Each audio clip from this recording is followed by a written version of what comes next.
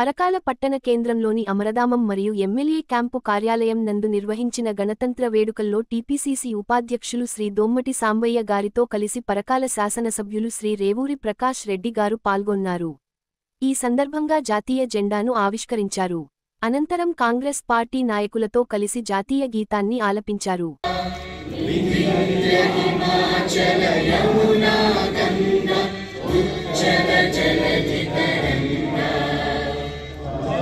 शुभ नामे जागे तव शुभ आशीष मांगे गाये तव जय गाथा जन गण मंगल दायक जय हे भारत भाग्य विधाता जय हे जय हे जय हे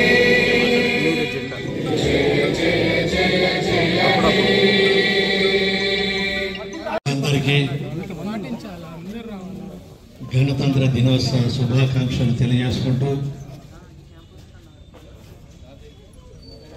ఇప్పటికే మనం 75 సంవత్సరాల విజయవంతంగా గణతంత్ర దినోత్సవాలు కలపట్టుకుంటూ రాజ్యాంగం మనకు ప్రవేశపెట్టిన రోజును ఈరోజు ఒక పవిత్ర రోజుగా మనం భావిస్తున్నాం. ఈరోజు మనం చూస్తే వివిధ మతాలకు సంబంధించిన మత గ్రంథాలకు ఎంతైతే ప్రాధాన్యత గౌరవం ఉందో మన భారతదేశ ప్రజాస్వామ్య వ్యవస్థకు పునాది ఏర్పాటు చేసిన ఈ రాజ్యాంగానికి అంత గౌరవం ఉన్నదనే విషయం మనందరికీ తెలిసిన విషయమే. ఈరోజు ఏ దేశం ఎగినా మనం భారతీయుడు అని చెప్పి గర్వంగా చెప్పుకుంటున్నాము అని అంటే అది మన యొక్క రాజ్యాంగం యొక్క గొప్పతనం అని చెప్పి చెప్పక తప్పదు. మరి ఎప్పుడో 75 సంవత్సరాల కిందనే డాక్టర్ బిఆర్ అంబేద్కర్ గారి నాయకత్వంలో ఈ రాజ్యాంగాన్ని రచించి ఆ రోజు 1950 26 జనవరి నాడు అమలులోకి తీసుకొచ్చుకున్న ఈ పవిత్ర దినం ప్రతి ఒక్క భారత పౌరుడి యొక్క బాధ్యత, ఈ యొక్క అధికారంలో ఉన్నవాడికో లేకుంటే ప్రజాప్రతినిధులకు ఎవరు ఒక్కరిదే కాదు బాధ్యత. ఇది ప్రతి ఒక్క ఈ భారతదేశ యొక్క పౌరుడి యొక్క బాధ్యత. రాజ్యాంగాన్ని గౌరవించడమే కాకుండా రాజ్యాంగం అమలులో కూడా ఎక్కడికక్కడ కూడా రాజ్యాంగాన్ని గౌరవించే విధంగా మన భాగస్వామ్యం కూడా ఉండవలసిన అవసరం కూడా ఎంతైనా ఉంది అని చెప్పి ఈ సందర్భంగా మనం చేస్తున్నాం. గాంధీ మహాత్ముడు కూడా కోరుకున్నాడు, ఒకటి గ్రామ స్వరాజ్యము, ఒక ప్రజాపాలన. ఇప్పటి వరకు మనం చూస్తున్నాం కొన్ని ప్రభుత్వాలలో ప్రజాపాలన కన్నా ముందు కుటుంబ పాలన, మా పార్టీ పాలన అన్నట్టుగా ఉండేది. కానీ ఈరోజు రేవంత్ రెడ్డి గారి యొక్క నాయకత్వంలో, బట్టి విక్రమార్క గారి నాయకత్వంలో ఈరోజు ప్రజాపాలన అంటే అసలు సిసలైన స్వతంత్ర ఫలాలు అందించే విధంగా, రాజ్యాంగ స్ఫూర్తిని కాపాడే విధంగా ఈరోజు ప్రజాపాలన అందిస్తున్న ప్రభుత్వం అని చెప్పి ఈ సందర్భంగా మనం చేస్తున్నాం. అందులోంచి మీరు ఒకసారి చూస్తే ప్రజాస్వామ్య వ్యవస్థలో ప్రతిపక్షాలకు కూడా బాధ్యత ఉంటుంది. అదేవిధంగా ప్రతిపక్షాలు ఎప్పటికప్పుడు ప్రజా సమస్యలు కూడా ప్రభుత్వం దృష్టి తీసుకొచ్చుట్లో ఎలాంటి తప్పు లేదు.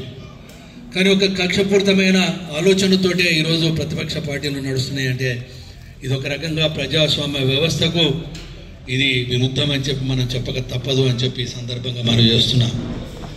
మీరు చూస్తే గత ప్రభుత్వంలో ధర్నా చౌక్ను ఎత్తేసిండు, ధర్నాలు చేస్తే జైల్లో పెట్టి కేసులు పెట్టించారు, ఏదైనా కార్యక్రమానికి పిలిపిస్తే గృహ నిర్బంధాలు చేశారు. కానీ అలాంటి వ్యక్తులే ఇవాళ ప్రజాస్వామ్యానికి విరుద్ధంగా ప్రవర్తిస్తున్నారు. కానీ ఈరోజు ఈ ప్రభుత్వము వచ్చిన వెంటనే ధర్నా చౌక్ను ఎత్తేయడమే కాకుండా అంటే అందించడమే కాకుండా దాన్ని తిరిగి ప్రజలు వాళ్ళ యొక్క సమస్యలు తెలియజేసుకోవడానికి కానీ నిరసన తెలియజేయడానికి ధర్నా చౌక్ను పునఃప్రారంభించిన విషయాన్ని మీ దృష్టి తీసుకొస్తున్నారు. అదే కాకుండా ఇవాళ ప్రతిపక్షాలు కార్యక్రమాలు నిర్వర్తించుకోవడానికైనా ఒక పద్ధతిలో ప్రజలకు ఇబ్బంది లేకుండా నిర్వర్తించుకోవడానికి ఎప్పుడు కూడా ప్రభుత్వం సహకరిస్తున్నది. అయినా కూడా కొన్ని అరాచక శక్తులను అడ్డం పెట్టుకొని వాళ్ళ ద్వారా అధికారుల మీదనే దాడులు చేసే పరిస్థితి వస్తున్నాయి, కలెక్టర్ల మీదనే దాడులు చేసే పరిస్థితులు వస్తున్నాయి. దానికి కారణం ఎవరు అని చెప్పి వాళ్ళ ప్రజలు ఆలోచించవలసిన అవసరం ఉంది. గతంలో ఆ ప్రభుత్వం ఉన్నప్పుడు కూడా చూస్తే ఐఏఎస్లను కానీ ఐపీఎస్లను కానీ ఏ విధంగా చిన్న చూపు చూసిందో మన అందరికీ తెలుసు. కొందరు కాలుతోటి కాలు మొక్కించుకున్నారు, కొందరు అయితే మరి కవితమ్మ గారు అయితే తన కాళ్ళ దగ్గర కూర్చున్నా కూడా కనీసం గౌరవించే పద్ధతి కూడా మాట్లాడలేదు. కానీ ఈ ప్రభుత్వము చాలా స్పష్టంగా ఒక సంపూర్ణమైన విశ్వాసం నమ్మకంతో ప్రజలకు అభివృద్ధి జరగాలి అని అంటే ఎగ్జిక్యూటివ్ బాడీ, లెజిస్లేటివ్ బాడీ రెండు ఐకమత్యంగా ఉండి పని చేయవలసిన బాధ్యత ఉన్నది. అందునుంచే ఈ ప్రభుత్వంలో మీరు చూస్తే ఎగ్జిక్యూటివ్ బాడీకి మనం గౌరవిస్తున్నాం, అదేవిధంగా ఎగ్జిక్యూటివ్ బాడీ కూడా లెజిస్లేటివ్ బాడీకి గౌరవిస్తున్నది. ఇది ప్రజాస్వామ్యం.